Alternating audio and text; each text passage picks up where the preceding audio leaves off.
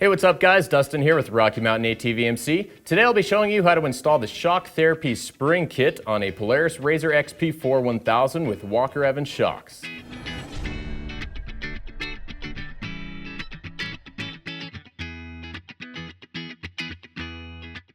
Alright, so today we'll be showing you how to install the Shock Therapy Spring Kit on a 2016 Polaris RZR XP4 1000.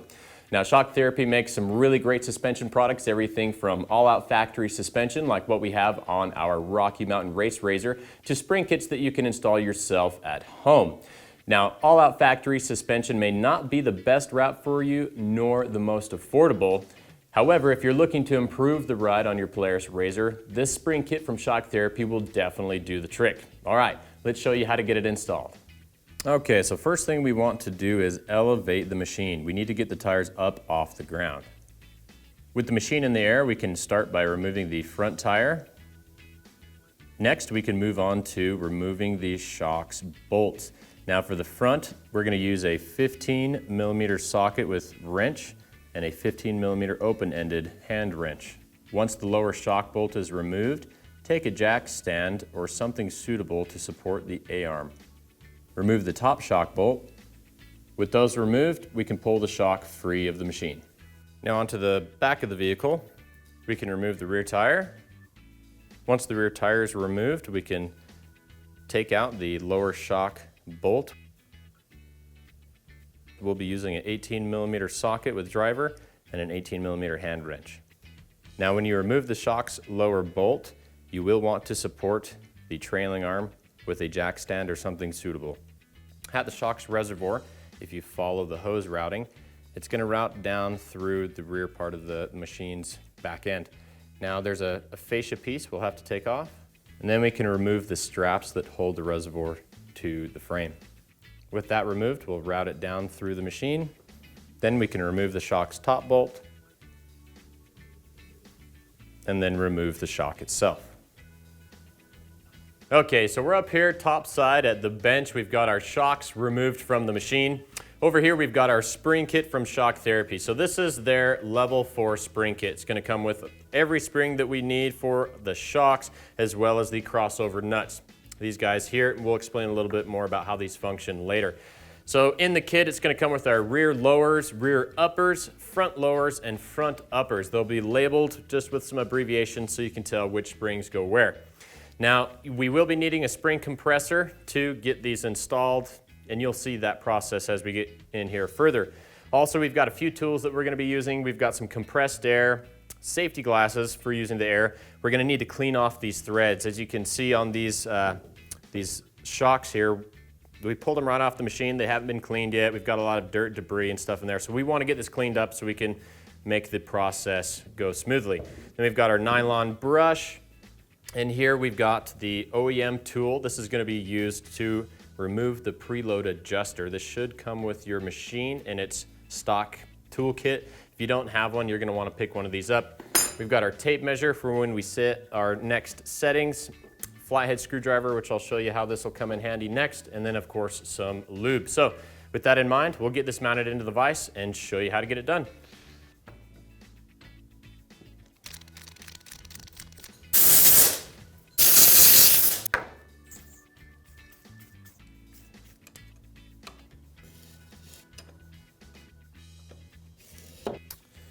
So once you get to a certain point with backing the preload adjuster nut off with the spanner wrench, you can actually grab the springs themselves and just rotate the whole assembly.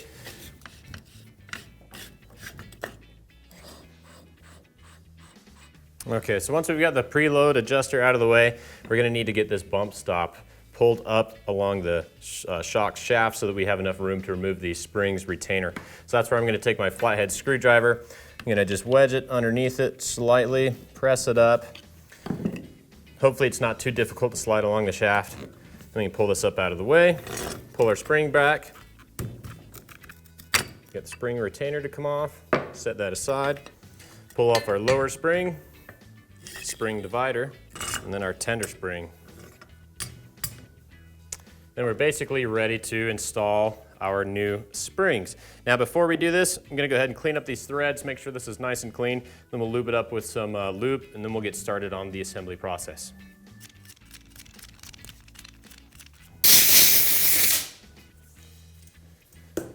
Okay, now we've got our threads nice and clean, we can get ready to install our spring kit. Now something I want to point out to you is these crossover nuts that we have right here. So the O-ring side that is slightly recessed is going to be facing in the downward position. And then at the top here we've got our flat surface, this will face the top. Now we'll need a 7/64 Allen wrench to take this apart. Unfortunately, we're not able to slide it up the shock's body and then thread it into place. Okay, so now that we've got these backed off, we can get ready to get this installed. Now you'll want to be careful when you're setting this onto the threads. You don't want to get it cross-threaded, so just take your time, make sure you can get it to work.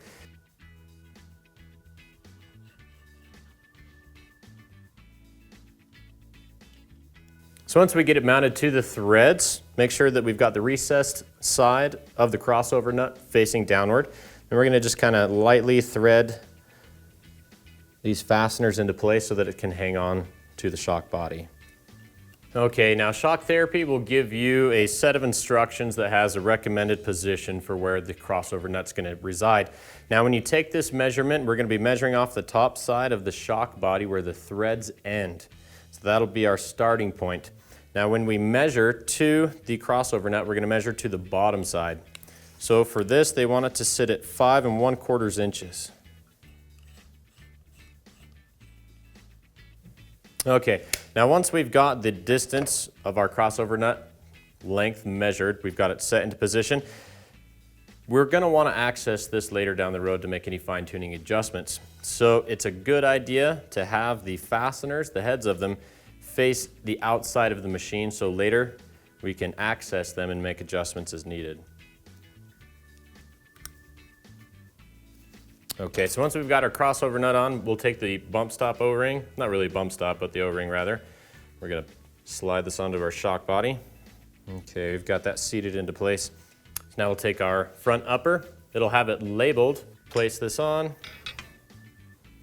Then we've got our spring divider. Now something I didn't know before, just learned about this, is on the spring divider we've got arrows that point downwards. There's one on either side. Now these arrows are used for indexing the springs. So as you can see here on the bottom of the spring coil, where the coil ends, this must line up with this arrow. So our top coil spring will line up with this one, and then 180 degrees on the other side, our lower spring's top part of the coil where it ends will line up with this arrow. Okay, so now you can see obviously we're not going to have enough room to get our spring retainer on there, so we are definitely going to have to use our spring compressors on our lower shock here to compress it so we have enough room to get the spring retainer back into place.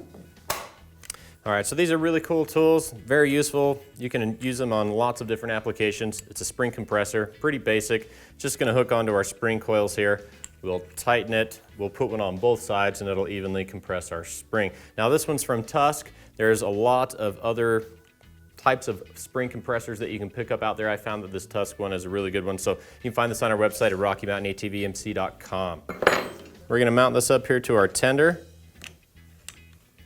We'll put one on either side of the spring and start to compress it. Once we get a sufficient amount of spring compressed, we should have enough room to throw on the springs retainer. All right, we've got those really compressed. So let's see if we can get the springs retainer put back into place. Awesome, okay. Just like that. So now that we've got our spring retainer on, we can move the bump stop down to the base of the fork in its original position. Just like that. Now we can remove the tension from our spring compressors, and before we do that, it's usually a good idea to make sure that we've got our arrows on our nylon spring divider lined up with where the spring coil ends. Okay, so once we get our spring ends lined up with the spring divider, the last thing we need to check for alignment is the base of our lower spring where the coil ends.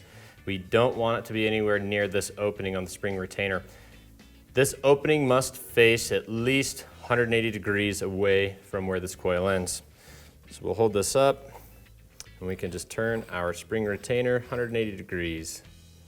Okay, we'll remove our spring compressors and we'll make one last adjustment.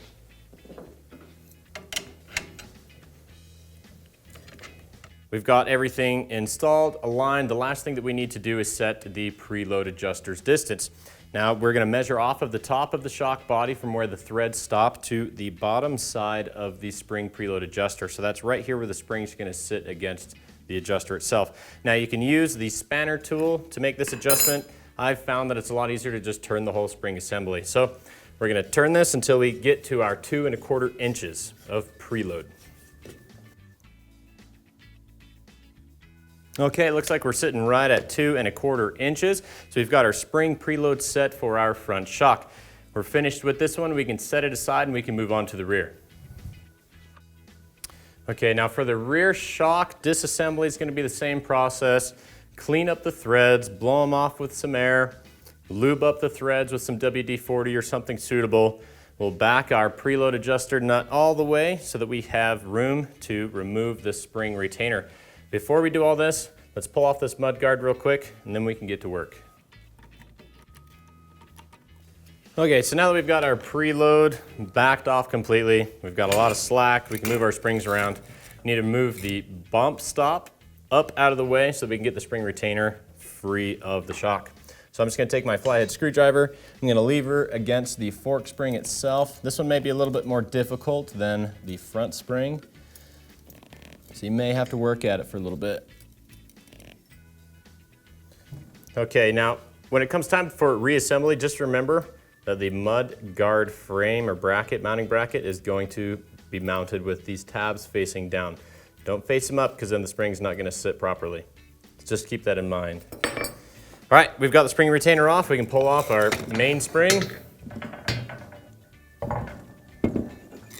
spring divider, and the tender spring. Okay, now that we've got all these parts removed, we can go through, finish cleaning up these threads, get them nice and lubed up, and then we can move on to installing the rear tender, divider, crossover nut, and lower spring. It'll be the same process as we did on the front shock. Okay, so once we get our crossover nut set and into place, we need to take a measurement to make sure that we're sitting at 8 inches from the base of our reservoir fitting, the hose fitting here. So it looks like we just need to rotate this a little more.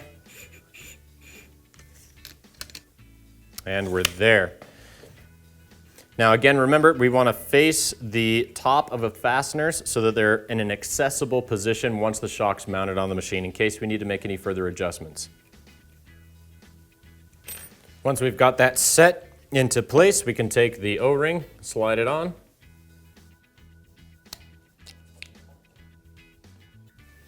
This would probably be a good time to lube up your threads. And we'll start with the rear tender spring, followed by the spring divider, and then our rear main. And again, we're going to have to compress our tender spring here so that we have enough room to refit the spring's retainer into place.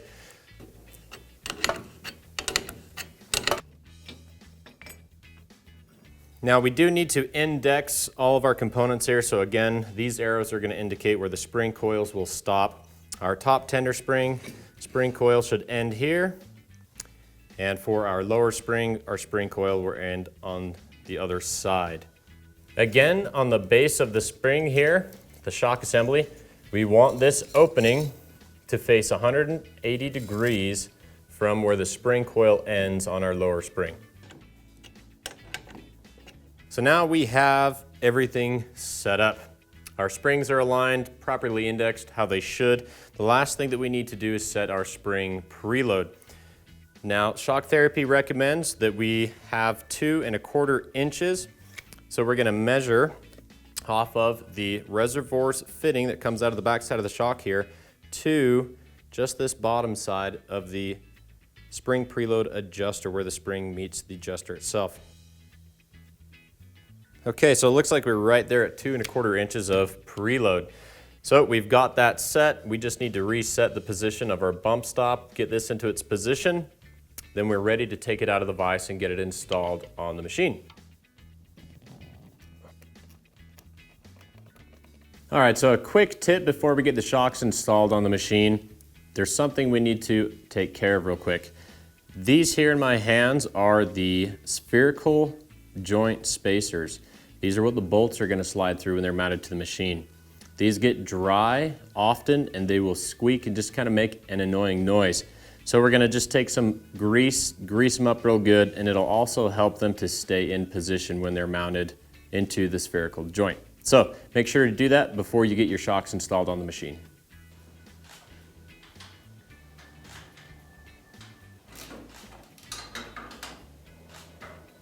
I just wanted to point something out to you real quick. Our mud guard is obviously facing the wrong direction. Well, we have to install ours this way because we have an aftermarket trailing arm. Now at home you may have an OEM trailing arm. If that's the case, you're going to want your mud guard to be facing the front side of the shock. Just keep that in mind when it comes time for assembly.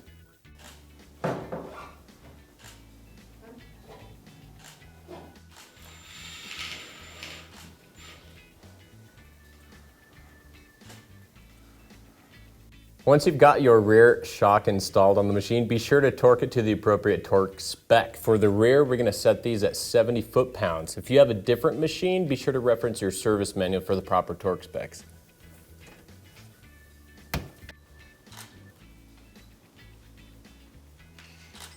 For the front shock mounting bolts, the torque spec of the manual calls for 42 foot-pounds. Now again, if you're working on a different machine, be sure to reference your service manual for the appropriate torque specs.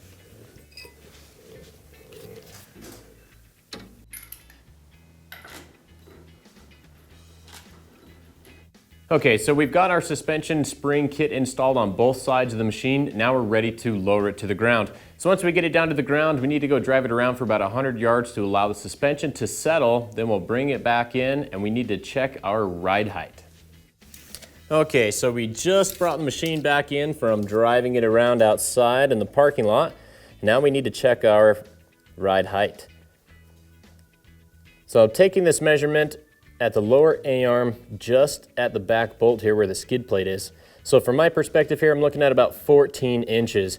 Shock Therapy recommends that in the front we're sitting anywhere from 13.5 to 14.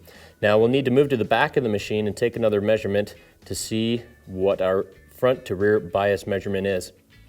Okay, we're here at the back side of the vehicle where we need to take our last measurement. So I'm going to take my measuring tape and set it in this location. I'm measuring off of the skid plate here. Now up at the front we measured 14 inches. Here I'm seeing 13.5, 13 and a half. So that's right where we need to be. Now if you need to make any adjustments to your machine, the rear you want to be between 13 and 13.5, front 13.5 to 14 inches in ride height.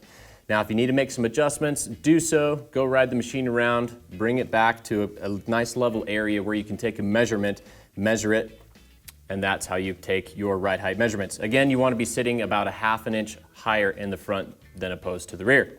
Changing out the springs on your RZR is somewhat of a simple task. It may take some time, but with the ride quality that the Shock Therapy spring kit will provide is definitely worth the time. Now, if you're interested in more YouTube videos that we have as far as how-tos, product spotlights, or tests, be sure to subscribe to the YouTube channel. And don't forget to check out our website at RockyMountainATVMC.com. We've got a ton of accessories, lots of apparel, and all sorts of things that you can deck out your vehicles with, from ATVs, side-by-sides, and of course your motorcycle. All right, guys, I'm Dustin with Rocky Mountain. That's it for me. Thanks so much for watching, and keep turning those wrenches.